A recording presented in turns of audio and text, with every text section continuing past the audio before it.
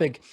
We've got listeners out there that are from Puerto Rico. We've got listeners that their primary language is Spanish. We've got Asian listeners. We got Black listeners, white listeners. What would be your advice in general for somebody that is just now getting immersed into a new culture? How do you handle yourself in that situation to be successful as you have been? So, it's interesting. Like, I don't know how successful I've really been. Okay, Because most of the Roger. time I'm the Appreciate bully the in China honesty. shop, right? Like, Yeah. like, like it's crazy. My kids are going to be 10 times more successful than I am because I'm raising them politically correct, right? Like, they haven't seen their dad go out in the front yard and almost murder two dudes with a shovel, right? They haven't been exposed to that extreme violence.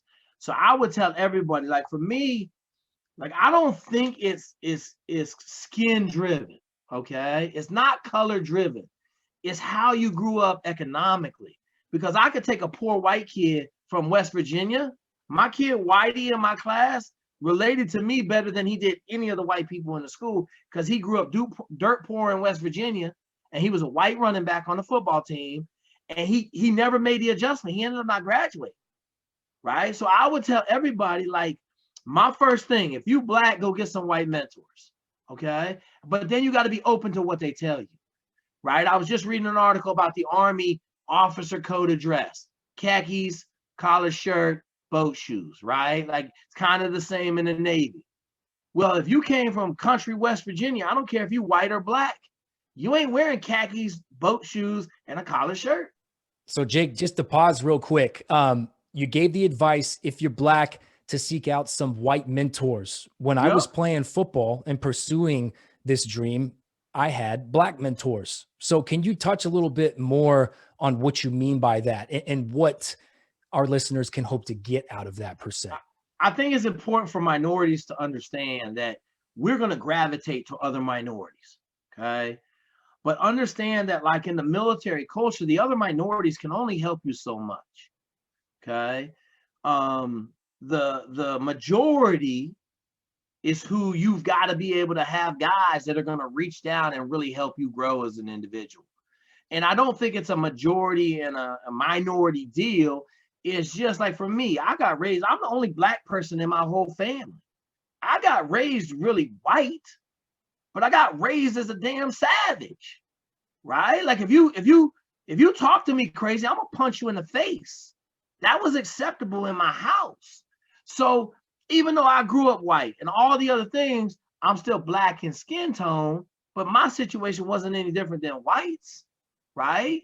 So when you're looking for mentorship, I tell everybody, you got to have a mentor that actually cares about you. We in the military, all my dudes know we got a mentor that's 20 years ahead of us, 10 years ahead of us, and 5 years ahead of us. We try to make the two senior mentors the most powerful people because they're going to get me out of trouble should I run into some hiccups in my career, which are going to happen. And that mentorship is key. So I tell everybody, like, look, I'm trying to have white mentorship at the top, because if a white captain calls my captain and says, what's wrong with Jake? And he says to the captain, he said, hey, man, he's not doing his source report the right way. Then my captain that's mentoring me can bust me upside the head and say, hey, dude, get it fixed. But he's also let that other captain know that someone else cares about me. So I'm not on an island. I'm not in this game by myself, right? It takes a village to make to raise a kid. You need that same village to raise a successful anything in the military. No one's getting to the top on just sheer grit. No one. Wow, And, Jake. Yeah. And in the officer community, there's a lot of politics that go on. I hate to say it. It don't matter. In the SEALs, wherever you're at, there's a lot of politics. So if you don't acquiesce and learn how to play those politics, you ain't gonna make it. I didn't play politics. I didn't make it. Okay. I'm on the outside world. I still don't play politics very well. Okay. So now I'm gonna go strike out for myself and I'll be just fine. Right. I'm gonna go make my own money. I'll be fine. But like at 49, the last 3 years of me and my wife talking about, like, I can't put my faith in other people because I'm not gonna play the politics for the other people to be like, oh, I love Jake. Right? You either gonna love me or you gonna hate me. I'm not in that middle game. And most politicians and most of the people that I see, you know, I don't know how you guys are in the Air Force, but we got to say in the Navy, like all the great people get out and all the crappy people stay in, and that's who makes captain and admiral. Because all the hard charging dudes get out. So is what it is. I just think you got to reach up for mentorship. You know, you got to reach up for the right kind of mentorship.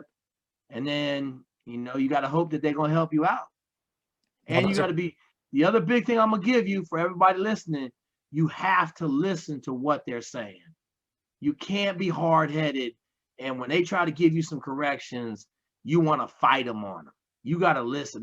They're there in your corner to help you. So, you know, and this generation is really bad about not listening, man.